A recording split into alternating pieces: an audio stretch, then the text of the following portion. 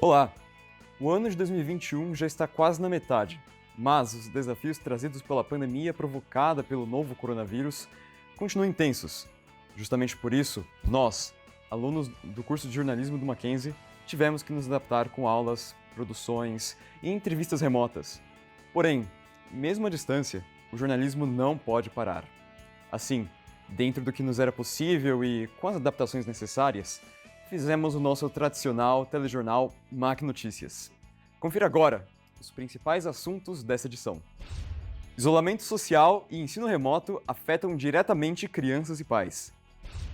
Estádios de futebol são usados como postos de vacinação contra a Covid-19. Jornalistas de TV se adaptam a uma nova realidade profissional. Streaming se torna um sério concorrente das salas de cinema. E as dicas de quem está finalizando o trabalho de conclusão de curso. Eu sou o Matheus Zúñiga e estes e outros assuntos você acompanha conosco a partir de agora. O Mac Notícias está no ar.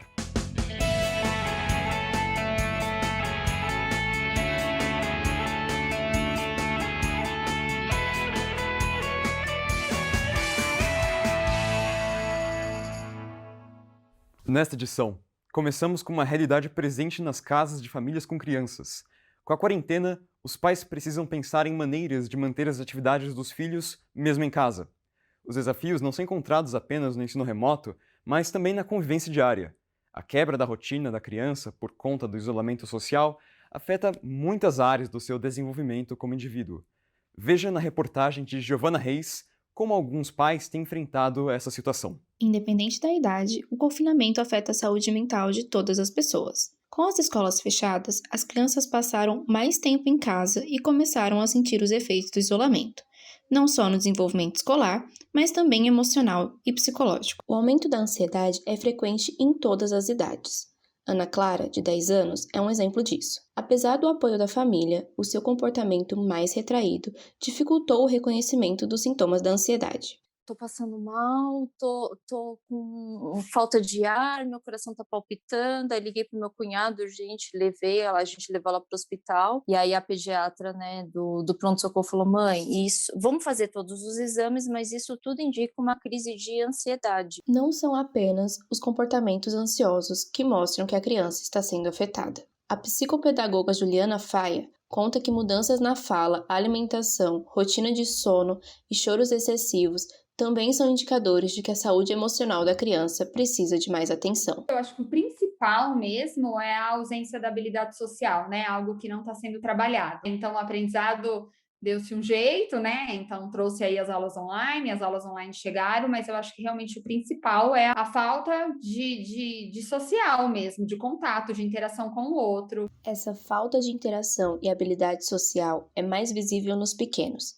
que acabaram normalizando a pandemia como seu cotidiano. Para Vinícius, pai dos gêmeos Aurora e Caetano, as crianças entendem o mundo atual de uma maneira diferente. O que eles sabem do mundo já é durante a pandemia. Então, vou dar um exemplo para vocês. A máscara para eles é uma peça do vestuário. Sair sem máscara para eles seria como sair sem calça para a gente. O que o Vinícius nos conta acontece porque a escola é um ambiente em que as crianças têm a maioria das suas interações sociais. Por conta do fechamento das salas de aula e do isolamento social do início da pandemia, sabemos que o ensino foi muito comprometido.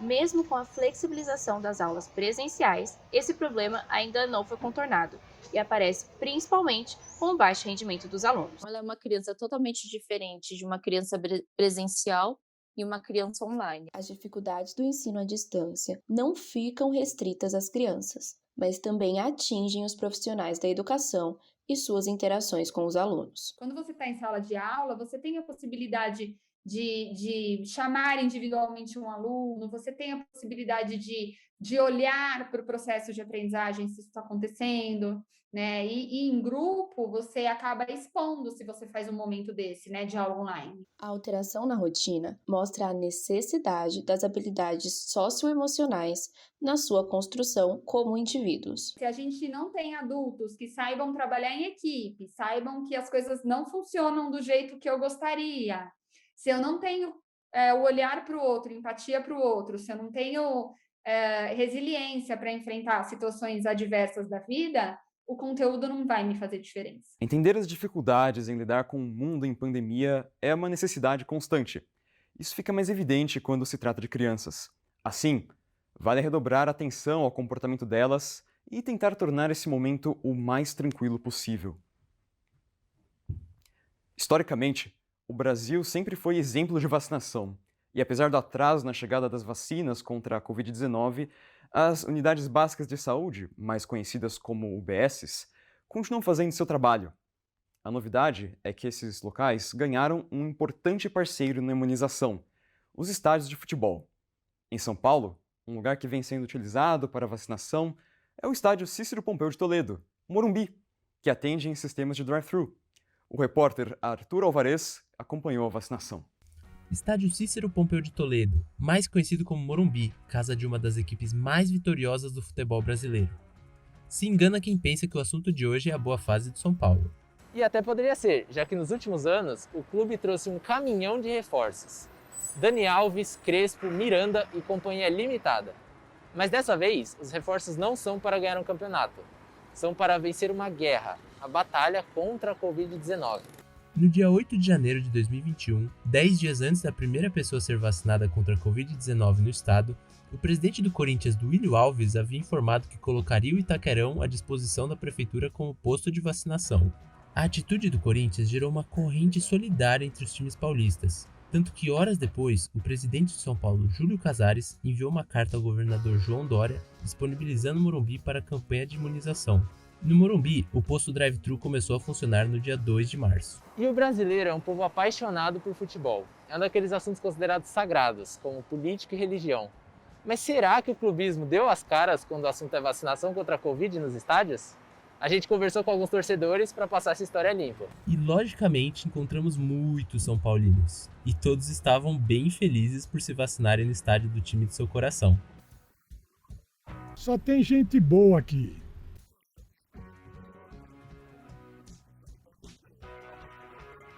Tricolores ou não, nenhum dos entrevistados achou que visitariam um estádio de futebol sob essas circunstâncias. Não, não mesmo. Nem imaginava.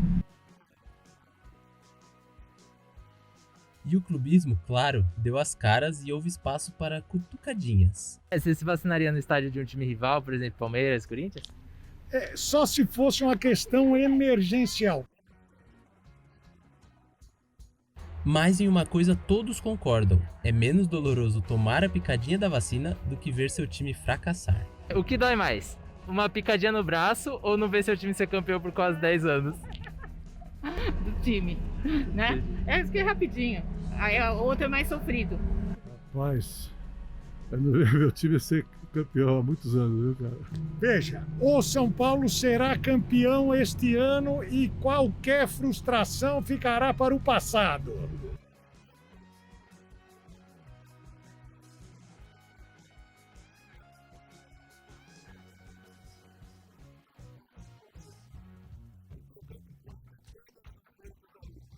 Ver meu time perder 2 finais nos pênaltis. Após ser vacinado, a felicidade entra em campo e o sentimento de gratidão às equipes de saúde goleia.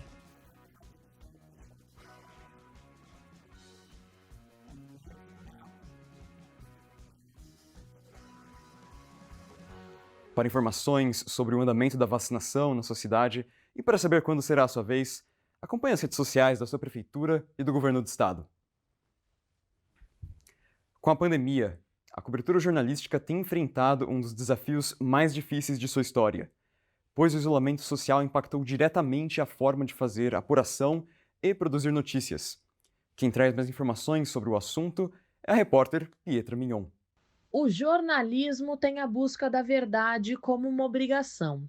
Mas os fatos não acontecem na redação, a notícia não tem hora e não tem endereço. Porém, de uma hora para outra, uma pandemia colocou quase toda a população em casa. E neste momento, a imprensa está sendo muito requisitada. E por isso mesmo, com toda a distância e dificuldade, os profissionais estão fazendo jornalismo. Hoje em dia, a gente está fazendo 100% online, né? A gente liga para a pessoa ou faz uma videoconferência igual eu estou fazendo com você e a gente tenta pegar todas as informações. Tinha que ficar disparando muito e-mail tentando fazer muita ligação, mas não é a mesma coisa, né? Você está em casa, até o contato com o noticiário, aquela temperatura da redação, eu acabei perdendo um pouco, como várias outras pessoas também estavam em casa perderam. A apuração e as pautas estão cada vez mais restritas por alguma impossibilidade diante da pandemia. O Alexandre e o Vinícius encontraram algumas dificuldades na produção de certas pautas. Um exemplo mais recente que a gente teve era uma pauta incrível sobre um evento que estava acontecendo na Amazônia, só que a Amazônia é péssima de sinal, então não tinha como a gente fazer um Meet, fazer um Zoom, e as pessoas de lá não têm muito conhecimento tecnológico, não conseguiam gravar um vídeo, um enquadramento certinho, e a gente não tinha como se comunicar com eles, era falar uma vez na semana para ele fazer aquilo, então a gente acabou perdendo uma pauta incrível por não conseguir ir até lá. Uma pauta que me marcou foi uma de mães que tinham acabado de ter os filhos, né, com recém-nascidos, e a família não podia conhecer, a família não podia visitar, e a criança e a família estavam perdendo esse momento do recém-nascido. E aí a gente, querendo cobrir isso, mas a gente também não poderia visitar. E mesmo com esse obstáculo, as fontes são essenciais para ajudar na construção da matéria. O que a gente fazia era pedir um vídeo, porque não tinha como mandar uma equipe e gravar uma entrevista. Então, a gente pediu um vídeo para a pessoa, olha, você vai pegar o seu celular, vai colocar para gravar deitado, para aparecer na televisão, tem que ter tantos minutos, responde essa pergunta, depois essa. O jornalismo se moldou mais uma vez para trazer uma notícia de qualidade para a população. A tecnologia nos aproximou de pessoas que estão geograficamente distantes. Eu acho que foi um divisor de águas para você procurar outros especialistas, outras pessoas de fora. Então, por exemplo, no caso do Band News, que é um canal em São Paulo, a gente sempre chamava pessoas que são daqui de São Paulo, que residem aqui, então começou a se normalizar isso de você fazer entrevista por Skype, e assim você conseguiu trazer mais gente de fora do eixo Rio-São Paulo. Então, querendo ou não, você tem uma apuração mais plural, eu acho. Esse novo formato de fazer jornalismo, que é mais ou menos o que estamos fazendo aqui na faculdade nesse momento, nos faz perceber também que a cobertura dos fatos, apesar de dificultada pelo contexto, tornou-se ainda mais relevante para a sociedade. Desde o início da pandemia da Covid-19, o Brasil tem assistido a uma guerra entre Bolsonaro e opositores. O presidente continua provocando aglomerações, não usando máscara e promovendo o uso de medicamentos sem comprovação científica. A CPI no Senado Federal colocou mais fogo nessa história. E isso terá consequências no futuro da política brasileira. O comentário é de Duda Blumer. Com mais de 16 milhões de casos e superando o número de 450 mil mortes no Brasil, o novo coronavírus tem causado desgastes, não apenas na saúde, mas também na política. A Comissão Parlamentar de Inquérito da Covid-19 tem como objetivo principal reunir informações sobre as ações do governo federal no combate à pandemia. Porém, para os governistas, o que os senadores querem mesmo é responsabilizar o presidente Jair Bolsonaro e aliados da sua gestão por possíveis negligências na área da saúde. Apesar de não poder condenar o presidente, as informações sobre o atraso na compra e na produção de vacinas e o uso de medicamentos ineficazes no tratamento da doença podem ser usados para solicitar a abertura no processo de impeachment, dependendo do resultado do relatório final. E mesmo que a CPI termine como tantas outras, sem apontar culpados e sem punições, a mancha no legado da gestão Bolsonaro pode se estender pelo resto do mandato, provocando um grande impacto na sua candidatura à reeleição. E com a confirmação de Lula, candidato em 2022, mesmo faltando mais de um ano para a eleição, Bolsonaro pode chegar desgastado para enfrentar um adversário que aparece na sua frente nas pesquisas. Assim, se não tivermos nenhuma surpresa, o que pode se desenhar no cenário político é o petista e o atual presidente protagonizando uma das maiores disputas entre esquerda e direita da história eleitoral brasileira. Veja a seguir: esporte e entretenimento. Saiba também como os alunos do último semestre estão se virando para fazer o trabalho de conclusão de curso de forma remota. O MAC Notícias volta já.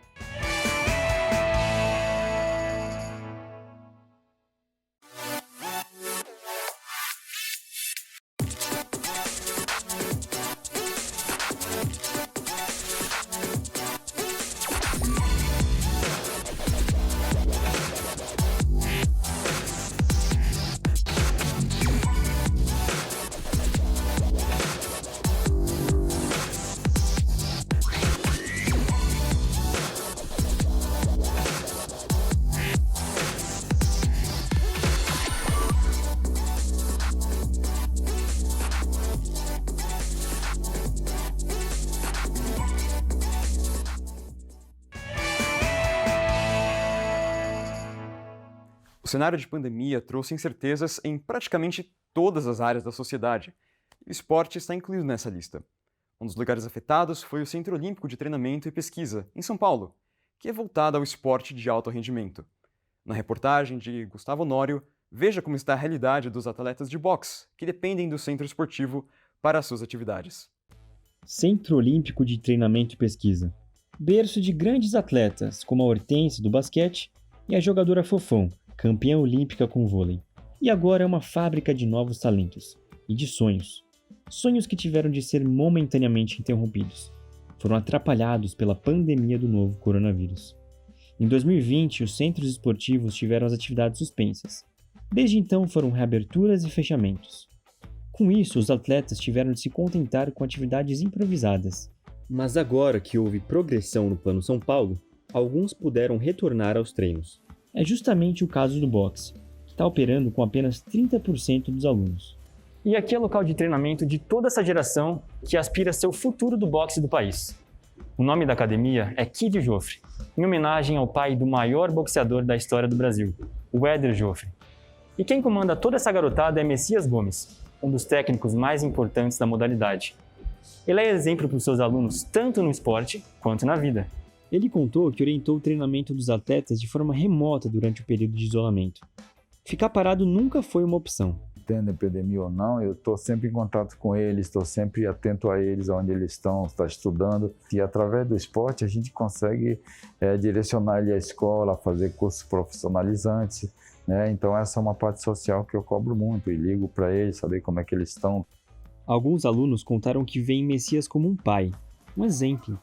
E ele sabe muito bem o peso e importância disso na vida desses jovens. É uma grande responsabilidade minha, né? Porque eu sinto a carência que eles têm de orientação, de motivação, né? Aqui eu sou psicólogo, assistente social, agência de emprego, sou professor, sou técnico, orientador, roupeiro, motorista. Todo esse empenho e dedicação rende frutos há anos e anos. O maior prêmio? Ver que seus pupilos estão crescendo na vida. David Lourenço é fruto do grande trabalho desenvolvido no Centro Olímpico. Apaixonado por lutas desde a infância, descobriu no boxe a sua vocação. Apenas aos 18 anos já era campeão olímpico e mundial da juventude na modalidade. Hoje, aos 29 anos, sentiu o baque da pandemia, mas não foi nocauteado e está se preparando para o Campeonato Brasileiro, que deve acontecer no segundo semestre de 2021.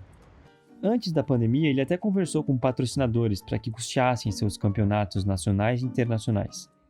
Mas foi algo que não foi para frente por conta da instabilidade sanitária e econômica do mundo. Fiquei treinando em casa, fiquei correndo em casa, fazia o que dava para fazer, o Messias em casa dá treino para mim e a gente se virando. Para mim ele não é só um grande professor, mas para mim é um pai, um amigo, tudo quanto é problema, eu falo, pô, eu tô passando por isso, eu não sei o que fazer, ele conversa comigo, me dá maior atenção, me dá vários caminhos a seguir. O objetivo do Centro Olímpico, que é não só fazer os atletas da modalidades, né, mas também fazer os campeões da vida. Que essa parceria entre mestre e discípulo dure ainda muitos anos. O canal do YouTube Banheiristas, que fala sobre futebol, lançou um reality show com premiações em dinheiro. A exibição conta com 10 participantes, gravações semanais e o público decide quais serão os eliminados. Quem conta mais sobre como funciona essa espécie de Big Brother do futebol é o repórter Vitor Leles. O Banheiristas, terceiro maior canal futebolístico do Brasil, lançou recentemente um reality esportivo. A ideia do canal é promover entretenimento durante a pandemia e permitir que o público participe da construção dos conteúdos da plataforma. 10 influenciadores digitais estão participando da disputa e o vencedor levará para casa um prêmio no valor de R$10 mil. Os vídeos com os episódios são postados todas as terças-feiras. Após a gravação de uma partida de futebol, dinâmicas variadas decidem a formação do rebaixamento, processo parecido com o paredão do famoso reality global Big Brother Brasil. De acordo com Caio Meneghello, produtor do canal Banheiristas, cada participante adota uma estratégia diferente na tentativa de conquistar o público e continuar no programa. A gente divide em 2 tempos, primeiro e segundo tempo.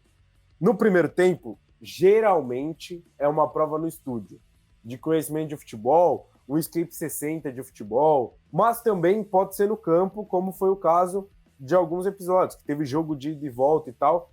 E aí no segundo tempo tem uma parte no campo, tem uma parte em que eles jogam futebol mesmo com bola, às vezes é jogo mesmo, às vezes é alguns desafios, e daí, dependendo da dinâmica da semana, é formado paredão. Por meio de votações virtuais, o público decide a cada semana qual participante será eliminado. Diferentemente da maioria dos realities conhecidos pelo público brasileiro, os integrantes não ficam confinados durante as gravações. A gente teve que fazer toda uma produção para conseguir ter o máximo de segurança, fazendo teste na toda a produção, nos participantes. Toda semana eles tinham que vir para gravar. Logo, toda semana tinha que fazer o teste em todo mundo. As gravações ocorrem na cidade de São Paulo. Resta saber agora quem será o grande campeão. A Liga dos Campeões, principal torneio do futebol europeu, está na reta final da temporada 2020-2021. O torneio é acompanhado por milhões de pessoas em todo o planeta. Mas o que muita gente não sabe é que também existe o campeonato feminino da Liga, que nessa temporada foi conquistado pelo Barcelona. E a competição feminina trouxe outras novidades. Acompanhe o comentário de Marcela Freze.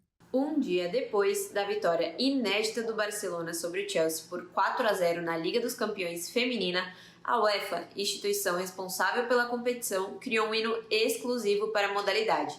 A novidade inclui o aumento da premiação e a criação de uma fase de grupos. O hino tem frases em inglês, francês e alemão, como o do masculino, que foi criado em 1992, no mesmo ano em que a Liga dos Campeões foi introduzida no futebol. A primeira competição feminina da Europa teve um início recente, no ano de 2001, e somente após 20 edições da Liga, o feminino ganhou sua trilha sonora. É um marco, mas um reflexo de uma sociedade que desvaloriza as mulheres no esporte. A modalidade está conquistando seu espaço, mas ainda é o time reserva. Agora é torcer para que as instituições responsáveis pelo futebol sul-americano adotem o exemplo europeu e, com hino ou sem hino, invistam e valorizem mais o futebol feminino no nosso continente. As plataformas de streamings estão cada vez mais presentes em nossas vidas. A pandemia aumentou esse fenômeno e trouxe mais consumidores para essa proposta de entretenimento. Eu fui conversar com algumas pessoas sobre o assunto. Confira na reportagem.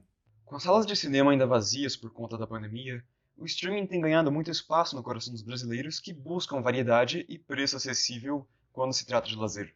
Mesmo que o valor aumente um pouco quando se assina vários serviços diferentes, os consumidores resolvem se dividindo o preço da mensalidade com amigos e família, chegando a ser mais barato que o gasto com o cinema em um final de semana. No Brasil, ter 5 assinaturas, dependendo do serviço, pode ser um pouco caro. Por isso, muitos usuários optam por dividir a conta com outras pessoas, o que pode significar uma economia quando comparado ao preço de uma única sessão de cinema. A facilidade de encontrar uma vasta diversidade de conteúdos nessas plataformas permitiu que as pessoas assistissem mais filmes e séries do que nunca, dando fácil acesso até a produções mais nichadas. No entanto, esse consumo desenfreado pode sobrecarregar as pessoas, como conta Daniel Heininger, editor-chefe do site Cineclick. O streaming ele dá a oportunidade das pessoas assistirem filmes que antes eram de nicho. Então, traz isso muito mais fácil para as pessoas. Então, uma pessoa hoje assina Netflix, não precisa assinar mais nada, ela vai ter acesso a filmes que antes eram difíceis de achar, mas ao mesmo tempo tem aquele lance de que é a mesma coisa que da internet, de certa forma. É tanta quantidade de informação que chega um ponto em que as pessoas estão consumindo aquilo pura e simplesmente por consumir. A quantidade dos streamings é tão intensa que as próprias plataformas começaram a desenvolver suas produções originais, com uma qualidade que muitas vezes se iguala dos filmes de grandes estúdios. Os especialistas em cinema Hugo Harris e Fernando Salinas explicam como as produtoras tradicionais estão lidando com o cenário atual. Uma boa parte das produtoras vai enxergar uma oportunidade de negócios aqui para eles, a partir do momento que eles conseguirem a aceitação de um público de casa em pagar um valor próximo ao valor de um ingresso de cinema, para ver o mesmo filme. Salas de cinema propriamente ditas viraram hoje uma espécie de uma atividade social. Então você vai para ir com os amigos ou com a namorada ou com a sua mulher mas assim, não se desvaloriza. É claro que quando a pessoa assiste um filme em casa ou através do celular, também depende muito da tela que ele tem, da qualidade que tem na imagem. Além do streaming estar presente na vida do telespectador e da indústria cinematográfica, o Oscar 2021 também se rendeu às produções com as assinaturas dessas plataformas. O streaming no Oscar é o assunto da comentarista de cinema, Duda Smilari.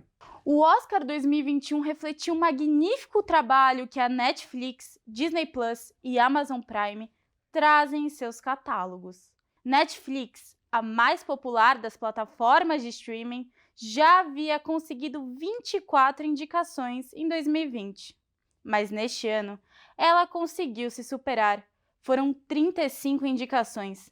Entre o sucesso da plataforma, os títulos mais lembrados na premiação de 2021 foram Mank, com 10 indicações e vencedor de 2 estatuetas, A Voz Suprema do Blues, com 5 indicações e também 2 vitórias, e Professor Polvo, vencedor de melhor documentário.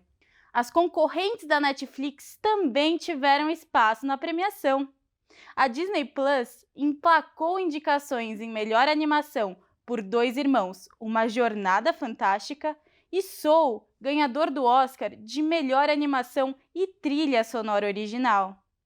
E a Amazon Prime conseguiu impressionar com seu longa, O Som do Silêncio, que concorreu a 6 indicações e levou para casa 2 estatuetas.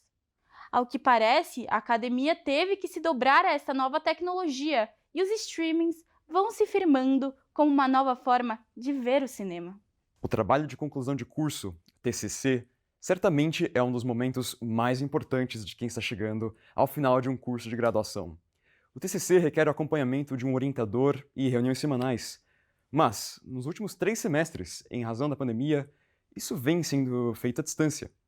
O Mac Notícias ouviu 3 alunos do curso de jornalismo que contaram como tem sido trabalhar nessas condições. Olá, eu sou a Isabel Rodrigues. Oi, eu sou a Carol. Eu estou no último semestre de jornalismo e o meu TCC fala sobre a precarização do trabalho dos motoboys que prestam serviço para os aplicativos de delivery. Eu estou desenvolvendo como TCC uma grande reportagem sobre a queda do PT e a ascensão do bolsonarismo nas periferias de São Paulo. Eu estou fazendo um documentário, que conta a história de um abrigo de animais e todos os personagens que compõem, esse abrigo. Durante esses 4 anos de curso, eu falei sobre muitas pautas sociais e com o meu TCC não foi diferente. Representa, de certa forma, a finalização de um ciclo, de 4 anos, mas que eu tô vendo que eu tô colhendo esse fruto, que é o resultado final. Para você selar os 4 anos que você passou na universidade, é o seu último trabalho, é o trabalho que vai te tornar ou não jornalista. A minha maior dificuldade em fazer um trabalho como esse durante o período de pandemia foi justamente a adaptação das entrevistas, porque no começo do projeto eu visualizava um documentário com imagens completamente presenciais. Acho que o principal desafio, pelo menos para mim, foi lidar com a expectativa do que você quer fazer versus a realidade que vai se impondo, com o tempo. O que eu faria de diferente no meu TCC e no meu documentário, basicamente seria me planejar muito mais. O projeto ali do trabalho eu fiz no começo de 2020, então ainda foi naquele momento pré/começo da pandemia. Você não pode pensar só na gravação, você não pode pensar só no seu relatório, você não pode pensar em deixar as coisas assim para os últimos meses. Não precisa ficar se colocando tanta pressão de que tem que fazer do jeito que você planejou e que se não for daquele jeito não vai estar bom. Tem que ter plano A, B e C e fazer o melhor, mas o que dê para fazer para o trabalho sair e dar certo. É legal ouvir experiências como essas, porque daqui a pouco, já no próximo semestre, somos nós que teremos que nos preocupar com o TCC. E o Mac Notícias termina aqui. Seguimos trabalhando para fazer um jornalismo de qualidade, mesmo com todas as dificuldades provocadas pela pandemia do novo coronavírus. E para encerrar com um pouco de poesia nesse momento tão turbulento, fiquem com Ana Beatriz Borges, que é também nossa colega do curso de jornalismo, interpretando a música Your Power, da cantora Billie Eilish, que fala sobre o poder nas relações pessoais. Até o próximo Mac Notícias.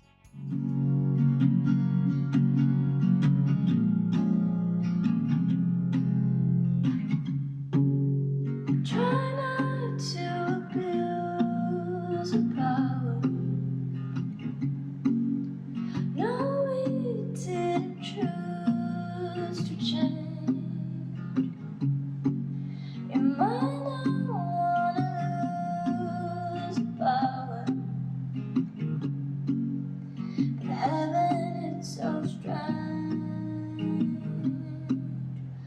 She said you were a hero, you played a part, but you ruined her in a year. You act like it was hard, and you swear you didn't know. No wonder why you didn't ask. She was sleeping in her clothes, but now she's got to